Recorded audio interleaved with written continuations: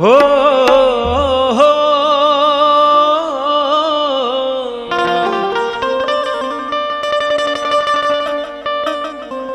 आई भैया, हम आप सबके भाई भतीजा भोजपुरी लोक गायक राजा भोजपुरिया आप सबके चैनल राजा भोजपुरिया ऑफिशियल के चैनल के माध्यम से आप सबके नमस्कार प्रणाम आदाब कर दनी।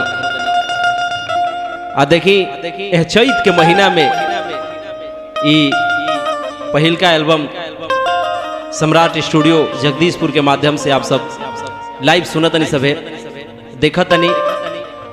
साथ साथ हमरे आदरणीय बड़े भैया बैंजू पे संगत हमनी के राजाराम भैया के पूरे टीम, साथ साथ हमरे तबला पे संगत हमारे भाई संदीप बाबू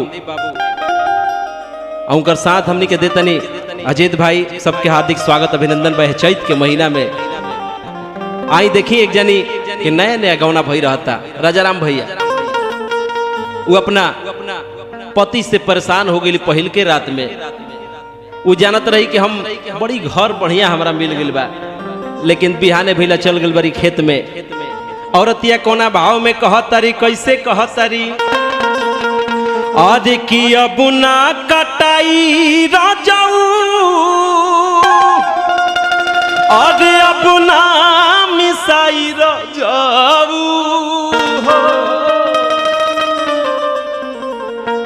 कवि के भाव बाबू गुड्डू बाबू कहतरे कैसे, अब बहे लागल चही तो में लूप की मुहावा झुराई राजाऊ।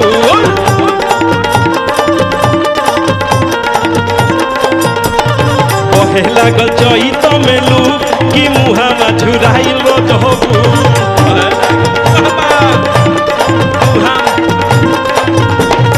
बहे लागल चही तो में लूप की मुहावा झुराई राजाऊ।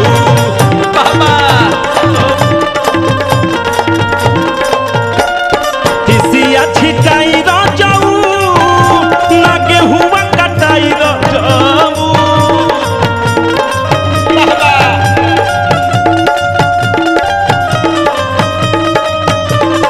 अब ना कटाई राजाऊ, अब ना मिसाई राजाऊ। अब हे लागल चही तो में लूप की मुहावा झुराई राजाऊ।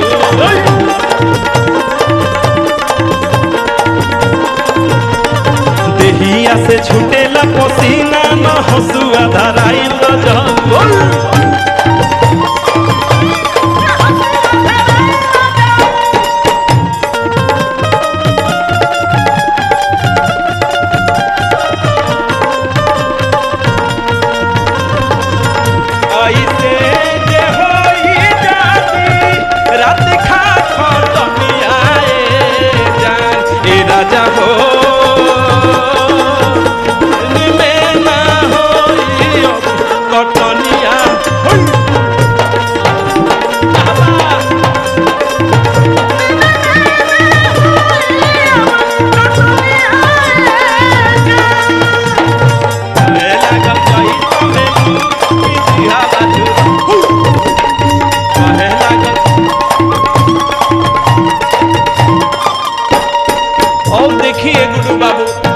औरतिया वियोग में बिया, अरे वो तो जानत रहे कि हम बढ़िया घर में शादी भइल बा, लेकिन पहल के दिन हमकरा पता चल गइल कि का होला। कहतिया कैसे, गवाना करा के जब से हमारा के लइला,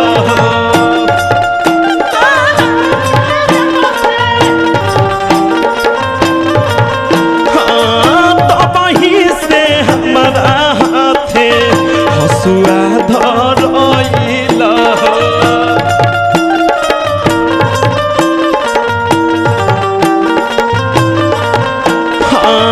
गवाना करा के जब से हमारा के लइला हो, तब ही से हमारा हाथे हसुआ धरइला हो। और की घुघना तनाई राजाऊ, काहे हमला जाई राजाऊ। कि बहे लागल चही तो में लूप की मुहावा झुराई राजाऊ।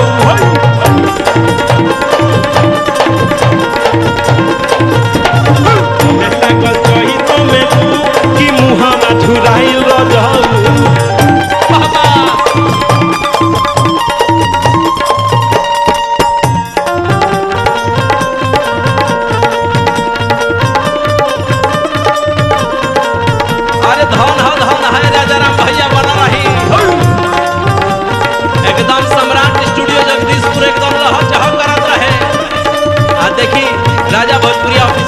से आप सब सुनता नहीं।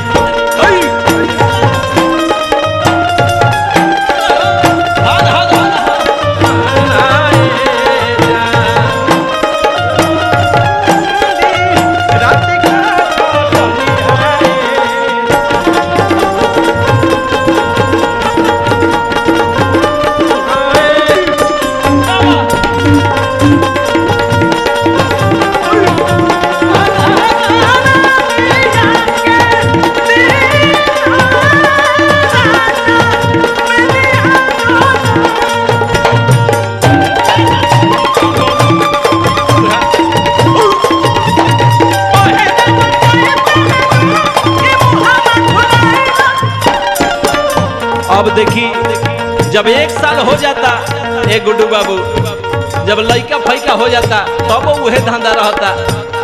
कवि के भाव रहता हमारे राघवेंद्र रघु भैया लिखले, राजा भोजपुरिया काहे बनेलनी तो रहती हो,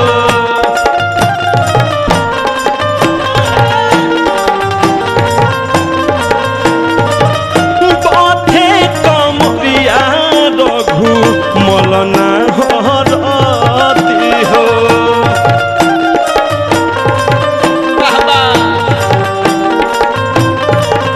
हाँ, राजा भोजपुरिया काहे बनेलनी दरदी हो, बाथे कमरिया रघु मलना हरती हो।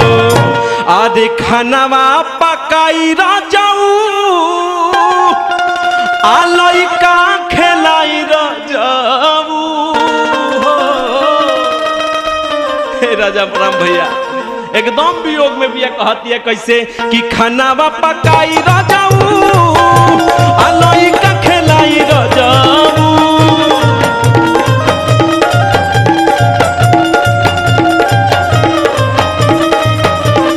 खानावा पकाई राजाऊ आलई का खेलाई राजाऊ। आ बहे लागल चैत में लू कि मुहावा जुड़ा, बहे लागल चैत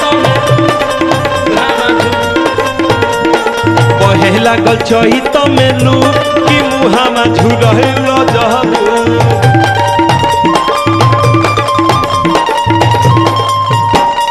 अब ना कटाई राजाऊ, अब ना मिसाई राजाऊ।